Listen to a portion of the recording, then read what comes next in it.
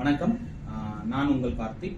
இன்னைக்கு நம்ம வந்து டிஎன்பிஎஸ்சியில் வந்து நம்ம லட்சக்கணக்கான மாணவர்கள் வந்து அப்ளை பண்ணுறோம். பட் அதில் சக்ஸஸ்ஃபுல் அப்படிங்கிறது வந்து பார்த்தீங்கன்னா ஒரு சிலருக்கு தான் கிடைக்குது. ஸோ அப்படி இன்னைக்கு நம்ம பார்க்கக்கூடிய சக்ஸஸ்ஃபுல் கேண்டிடேட் மேடம் வந்து ஆர் சுபத்ரா. ஸோ அவங்க வந்து பார்த்தீங்கன்னா இப்போ சமீபத்தில் நடந்த இந்த குரூப் 2ல இன்டர்வியூ போஸ்ட்டில் மாநில லெவலில் 33வது ரேங்க் எடுத்து அசிஸ்டன்ட் இன்ஸ்பெக்டர் ஆஃப் லேபர் எடுத்திருக்காங்க. ஸோ அவங்களுடைய எக்ஸ்பீரியன்ஸை இன்னைக்கு நமக்கு ஷேர் பண்ணுவாங்க. கண்டிப்பாக உங்களுக்கு இது பயனுள்ளதாக தான் இருக்கும். ஸோ இப்போ வணக்கம் மேடம். வணக்கம் சார். இப்போ உங்களுக்கு வந்து நீங்க இப்ப ஸ்டேட் லெவல்ல வந்து பாத்தீங்கன்னா 33 ரேங்க் எடுத்திருக்கீங்க. சோ அப்போ உங்களுடைய சக்சஸ்ஃபுல் ஜர்னி வந்து நம்ம பிரிலிம்ஸ்ல இருந்து பார்க்கலாம். சோ உங்களுடைய பிரிலிம்ஸ் ஸ்ட்ராட்டஜி பத்தி கொஞ்சம் சொல்லுங்க சார். பிரிலிம்ஸ் பாத்தீங்கன்னா பேசிக்கா வந்து எல்லாரும் வந்து ஜெனரல் இங்கிலீஷ், ஜெனரல் தமிழ் அதுதான் மெயினாக ஃபோக்கஸ் பண்ணுவாங்க. நான் வந்து ஜெனரல் இங்கிலீஷ் ஸ்டூடெண்ட்ஸு, அதனால நான் இங்கிலீஷை ரொம்ப அதிகமாக ஃபோக்கஸ் பண்ணி படித்தேன். நிறைய டெஸ்ட் பேட்சஸ் போட்டேன் சார்.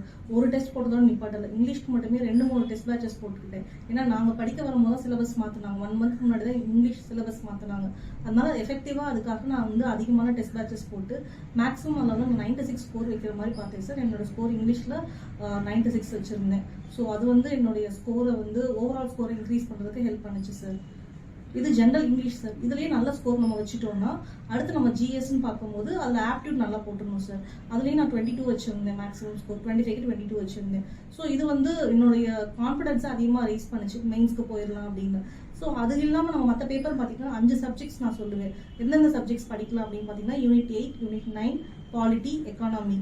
அது இல்லாமல் அவங்களுக்கு ஆப்டியூட் ஆல்ரெடி சொல்லிட்டே அதை கண்டிப்பாக நீங்கள் வந்து 2022க்கு மேலே வந்துட்டீங்கன்னா ஷியோர் ஷார்ட்டாக நீங்கள் வந்து கிளியர் பண்ணிடலாம் லிம்ஸ். இது குரூப் 2 பொறுத்த வரைக்கும் இது வந்து ஒரு குவாலிஃபைங் பேப்பர் தான் அப்படிங்கிறதுனால நீங்கள் நிறைய வந்து அதுக்கு ரொம்ப வரி பண்ணிக்க வேண்டாம். 150 தான் கட் ஆஃப்னா நீங்கள் கட் ஆஃப் வரைக்கும் வந்துட்டீங்கனாலே போதும். அதில் 175 வரைக்கும் எய்ம் பண்ணணுன்ற அவசியம் இல்லை. ஸோ உங்களோட எய்ம் எல்லாம் எப்படி இருக்கணும்னா ஜெனரல் இங்கிலீஷ், குவான்டிடேட்டிவ் ஆப்டிடியூட், அதை தாண்டி நான் சொன்ன அந்த 4 பேப்பர் மேலே இருந்தால் போதும் சார். ஓகே. இப்போ நீங்க படிக்கும் போதே நியூஸ் பேப்பர் ரீடிங் அதெல்லாம் எடுத்து வச்சு படிச்சிருக்கீங்களா, இல்ல சப்ஜெக்ட்டை மட்டும் ஃபோக்கஸ் பண்ணி படிச்சீங்க? இல்ல சார், நான் வந்து 2-3 விஷயம் பண்ணேன் சார். ஒன்று நியூஸ் பேப்பர் ரீடிங், அதுக்கப்புறம் நியூஸ்ல வந்து பாத்தீங்கன்னா டிவி நியூஸ்ல பொதிகை தான் நான் ஃபாலோ பண்ணுவேன். ஏன்னா தமிழ்நாடு ரிலேட்டட் நியூஸ்லாம் அதிகமாக அதில் வரும். அப்புறம் ஆல் இந்தியா ரேடியோ, இது 3 தான் சார் நான் ரொம்ப ரிகரஸாக ஃபாலோ பண்ணது. மற்ற நியூஸை விட இதில் உங்களுக்கு இன்ஃபர்மேஷன் அதிகமாக கிடைக்கும். நியூஸ் பேப்பரில் பார்த்தீங்கன்னா தமிழுக்கு ஒரு பேப்பர் தினமணி பார்த்துக்கிட்டு, இங்கிலீஷ்க்கு வந்து உங்களுக்கு ஹிந்து ஆர் இந்தியன் எக்ஸ்பிரஸ் பார்த்துக்கலாம் சார். இப்போ நிறைய பேர் சொல்றாங்க மேடம், அதாவது ஒரு மித் இருக்கு, நீங்க வந்து புக்ஸை தாண்டி வெளியே வந்து நான் இந்த மெட்டீரியல் படிச்சேன் அது படிச்சேன் அப்படின்றத தாண்டி சமச்சீர் புக் உங்களுக்கு எந்த அளவுக்கு யூஸ்ஃபுல்லா இருந்துச்சு, சிலபஸ் அப்புறம் previous question papers? Yes sir. ப்ரிலிம்ஸை பொறுத்த வரைக்கும் உங்களுக்கு ஸ்கூல் புக்ஸ் 99% போகும். ஸ்கூல் புக்கை தாண்டி எதுவுமே உங்களுக்கு பெருசாக கேட்க மாட்டாங்க. அதனால எனக்கு ப்ரிலிம்ஸ்க்கு ஸ்கூல் புக்ஸ் மட்டுமே தான் என்னோட ப்ரிப்பரேஷனுக்கு ஸ்ட்ராங் ஃபவுண்டேஷனாக இருந்தது.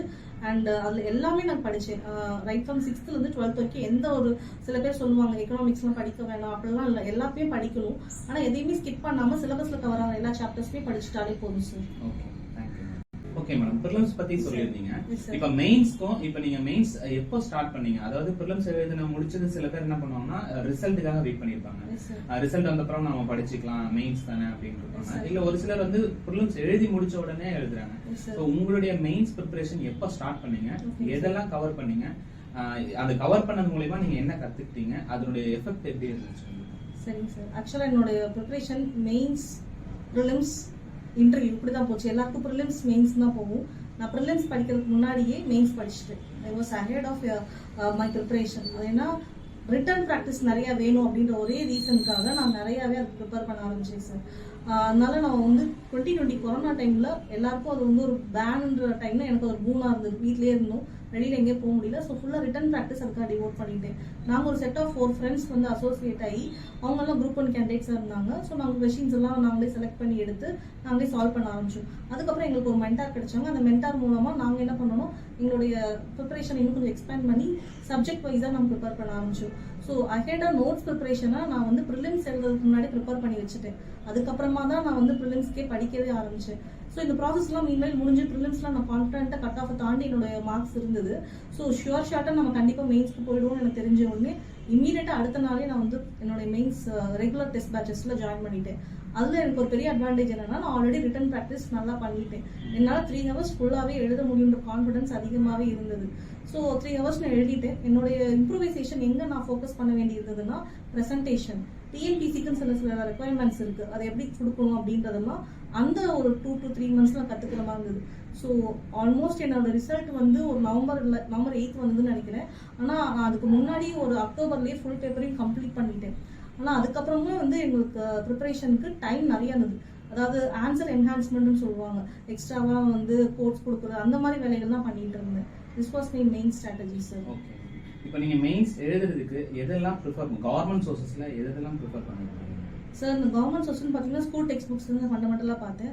அதை தாண்டி நான் வேற எந்த சோர்ஸஸும் போகலை. பட் இந்த மெயின்ஸை பொறுத்த வரைக்கும் என்னோட இன்ஸ்டிங் சொல்லிக்கிட்டே இருந்துச்சு, ஸ்கூல் புக்ஸ்ல இருந்து மட்டும் படிச்சா பத்தாது, நியூஸ் பேப்பர் ரீடிங் மஸ்ட் அப்படின்னாலும் எடிட்டோரியல்ஸ்ல வர எல்லா ஆர்டிகல்ஸையும் நான் எடுத்து கலெக்ட் பண்ணி ஒரு நோட் மாதிரி போட்டு எழுதிக்கிட்டே வருவேன் சார். அது மட்டும் என்னுடைய ஸ்ட்ராங் சப்போர்ட்டா இருந்தது. அப்புறம் நான் சில இன்ஸ்டியூட்ல கைடன்ஸ்க்காக ஜாயின் பண்ணியிருந்தேன். அவங்க கொடுத்த கைடன்ஸும் எனக்கு ரொம்பவே ஹெல்ப்ஃபுல்லா இருந்தது. அந்த இன்ஃபர்மேஷன்ஸையும் நான் என்னோட வேல்யூ அடிஷனா ஆட் பண்ணிட்டே வருவேன் சார் என்னோட நோட்ஸ்ல. ஸோ ஒரு டாபிக்னு எடுத்துக்கிட்டா அது வந்து எக்ஸாஸ்டிவா ப்ரிப்பேர் பண்ணி மைக்ரோ டாபிக்ஸ் அதை பிரிச்சு வச்சுட்டு ஃபுல்லா நான் கண்டென்ட்டை ரெடி பண்ணிடுவேன் சார். ஓகே, இப்போ இந்த மெயின்ஸ் நீங்க எழுதின அந்த 2023ல ஃபெப்ல எழுதினீங்க மெயின்ஸ், அதுல வந்து பாத்தீங்கன்னா மோஸ்ட் ஆஃப் क्वेश्चंस வந்து என்விரான்மென்ட்ல இருந்தா இருந்துச்சு.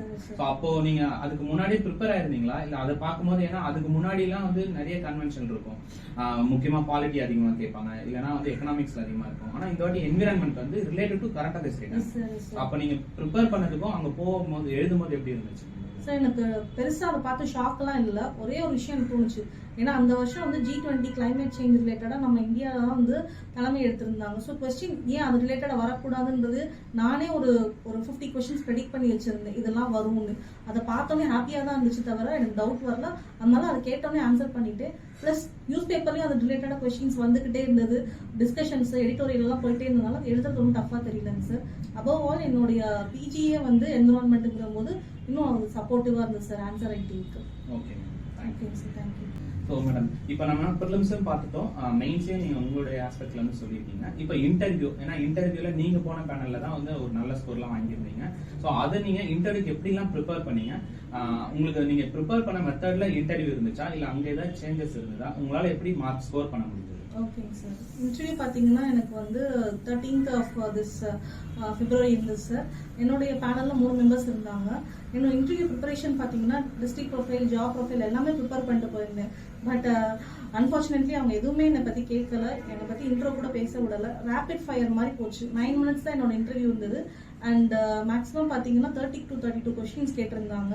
எல்லாமே என்ன டிஸ்ட்ரிக்ட் அசோசியேட்டடாக இருந்தது. ஸோ இன்டர்வியூங்கிறது அன்பிரடிக்டபிள். அங்கே போய் தான் நம்ம எக்ஸ்பீரியன்ஸ் பண்ணணும். நம்ம என்னமோ ப்ரிப்பேர் பண்ணிட்டு போவோம், சுச்சுவேஷனை ஹேண்டில் பண்ண தெரியணும். அங்கே நமக்கு ஸ்ட்ரெஸ் ரிலேட்டடாக கொஸ்டின்ஸ் கூட வரும். எனக்கு கூட நிறைய சுச்சுவேஷன் பேஸ்ட் கொஸ்டின்ஸ் வந்தது. பீங் அ ஃபீமேல், எனக்கு ஃபீமேல் ரிலேட்டட் கொஸ்டின்ஸ் தான் அதிகமாக இருந்தது. ஸோ இங்கே எனக்கு ப்ரிப்பரேஷன்லையும் கார்த்திக் சாரும் நிறைய எனக்கு அந்த மாதிரி சஜஷன்ஸ் கொடுத்துருந்தாரு. ஃபீமேலாக இருக்கிறீங்க அண்ட் நீங்கள் ஒரு மதர் அப்படிங்கிறதுனாலையும் கொஸ்டின்ஸ் அது ரிலேட்டடாக நிறைய வரும்னு சொல்லியிருந்தாங்க. இப்படி சில ப்ரெடிக்டபிள் கொஸ்டின்ஸை நான் ப்ரிப்பேர் பண்ணிட்டு தான் போயிருந்தேன். அண்ட் அது ரிலேட்டடாக வந்தது கூட எனக்கு நல்ல ஸ்கோர் கிடைக்கவும் ஹெல்ப் பண்ணுச்சு. அண்ட் ஏதாவது உங்களுக்கு பேனிக் பண்ணுற மாதிரி கேட்டாலும் ஹேண்டில் பண்ணுறதுக்குரிய ஒரு சுச்சுவேஷனையும் நீங்கள் கான்ஃபிடென்ட்டாக ஃபேஸ் பண்ணி ஆன்சர் பண்ணணும். டக்குன்னு பயப்படக்கூடாது. ஏதாவது கேட்குறாங்க அவங்க அஃபீஷியல்ஸ் நமக்கு தெரியலன்னு நினைக்கக்கூடாது. கான்ஃபிடென்ட்டாக ஆன்சர் பண்ணணும். ஆன் த ஸ்பாட் நம்ம வந்து ஸ்பாட் ஆனில் இருக்கணும். அப்போ தான் அவங்களுக்கு வந்து ஒரு கிளாரிட்டி அவங்களுக்கு கொடுக்க முடியும். முன்னாடி அவங்களுக்கும் அந்த டைம் வேஸ்ட் ஆகிடும். ஸோ உங்களுக்கு கிளியர் அப்ரோச் இருந்தால் இன்டர்வியூவில் நல்ல மார்க்ஸ் எடுக்கலாம் sir. Okay madam. Okay, so ரொம்ப அழகாக வந்து ப்ரிலிம்ஸ் அப்புறம் மெயின்ஸ் இன்டர்வியூ பற்றிலாம் சொன்னீங்க. உங்களுடைய பாயிண்ட் ஆஃப் வியூல டிஎன்பிஎஸ்சியை பற்றி இப்போ புதுசாக படிக்க வர மாணவர்கள் நிறைய பேர் இதை பார்த்துட்டு இருப்பாங்க கண்டிப்பா. ஸோ அவங்களுக்கு உங்களுடைய நீங்க எதெல்லாம் ஸ்ட்ரகிள் பண்ணீங்க, இல்ல எதெல்லாம் நீங்க டிஎன்பிஎஸ்சியில பாசிட்டிவா பார்த்துருப்பீங்க, ஸோ இல்ல நான் இது பண்ணதுனால எனக்கு இந்த சக்சஸ் கிடைச்சது அப்படிங்கிற உங்க பாயிண்ட் ஆஃப் வியூ நீங்க தாராளமா சொல்லலாம். டிஎன்பிஎஸ்சியை பொறுத்த வரைக்கும் இது ஒன்றும் ஸ்ட்ரகிள் பண்ணக்கூடிய எக்ஸாமே கிடையாது. இங்கே வந்து உங்களுக்கு ஸ்ட்ராட்டஜி தான் ரொம்ப முக்கியம். ஒவ்வொருத்தருக்கும் ஒவ்வொரு ஸ்ட்ராட்டஜி இருக்கும். இப்போ நான் சொன்ன ஸ்ட்ராட்டஜி எல்லாரும் ஃபாலோ பண்ணீங்கன்னா இம்ப்ளிமெண்ட் ஆகுமான்னு தெரியாது. ஏன்னா நான் அஹெடாவே மெயின்ஸ்க்கு ப்ரிப்பேர் பண்ணேன். நீங்கள் எல்லாரும் நினைக்கலாம் எப்படி ப்ரிலிம்ஸே கிளியர் பண்ணாமல் மெயின்ஸ் போவீங்க. ஸோ இது எப்படின்னா கான்ஃபிடன்ஸ். நான் கண்டிப்பாக இன்டர்வியூ வரைக்கும் போவேன்ற ஒரு அப்ரோச் முன்னாடியே உங்களுக்கு இருக்கணும். அதுக்கேற்ற மாதிரி உங்கள் ப்ரிப்பரேஷன் அஹெடாக ப்ரிப்பேர் பண்ணி வச்சிடணும்னு தான் என்னுடைய மந்த்ரா. அதனால தான் நான் வந்து ஒரு 3 A4 நோட்ஸ் வாங்கி ஃபுல்லாகவே நோட்ஸ் ரெடி பண்ணிட்டேன். அது என்ன பண்ணுச்சுன்னா கண்டிப்பாக மெயின்ஸ் போயிடுவோம். Hand writing practice, hand writing improvement எல்லாமே பண்ணதுனால உங்களுக்கு மெயின்ஸை பார்த்தின பயமே இல்லாமல் போயிடுச்சு.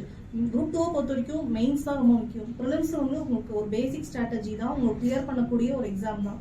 பட் மெயின்ஸ் தான் ஸ்கோரிங், இன்டர்வியூ அதை விட ரொம்ப இம்பார்ட்டன்ட். அது உங்களுடைய போஸ்ட் செலக்ட் பண்ணுறதுக்கு ரொம்ப க்ரூஷியலாக ஹெல்ப் பண்ணக்கூடிய ஸ்டேஜ். ஸோ இது ரெண்டை மட்டுமே நீங்கள் ஃபேஸ் பண்ணாலே போதும், ரொம்ப பயப்பட வேணாம். ப்ரிலிம்ஸை பொறுத்த வரைக்கும் லாங்குவேஜ் அண்ட் ஆப்டிடியூட் இருந்தாலே உங்களுக்கு ஈஸியாக ட்ராக் பண்ண முடியும். இந்த எக்ஸாம் பொறுத்த வரைக்கும் டெடிகேஷன், கன்சிஸ்டன்சி, ஹார்ட் ஒர்க் இது எல்லாமே உங்களுக்கு கூட இருந்ததுன்னா நீங்கள் நல்ல ரேங்க்ஸ் ஈஸியாக அச்சீவ் பண்ண முடியும். கூட இருக்க உங்கள் ஃப்ரெண்ட்ஸ் கிட்டையும் நல்லா இன்ட்ராக்டிவாக இருங்க, அவங்ககிட்டையும் நிறைய சஜஷன்ஸ் எடுத்துக்கோங்க. ஏன்னா இது வந்து இந்த ஜேர்னி சோலோவாக போகிற மாதிரி இருக்கும்போது நம்மளை மோட்டிவேட் பண்ணக்கூடிய விஷயம் நம்ம கூட படிக்கிற பியர் ஃப்ரெண்ட்ஸ் தான். ஸோ நல்ல ஹெல்த்தியான ஒரு அட்மாஸ்பியர் கிரியேட் பண்ணிக்கோங்க. அண்ட் எவ்ரி ஒன்க்கும் எல்லாருக்குமே என்னுடைய பெஸ்ட் விஷயஸை சொல்லிக்கிறேன். நீங்களும் ஃபர்தராக ஃபியூச்சர் ஆஃபீஸர்ஸாக வர்றதுக்கு என்னுடைய வாழ்த்துக்கள். ஓகே, ஸோ இன்னைக்கு நம்ம பார்த்திருந்த விஷயம் கண்டிப்பா உங்க எல்லாருக்குமே ஹெல்ப் ஆயிருக்கும். ஸோ இந்த வாய்ப்பை ஏற்படுத்தி கொடுத்த மேடம்க்கு ரொம்ப நன்றி. Thank you so much sir.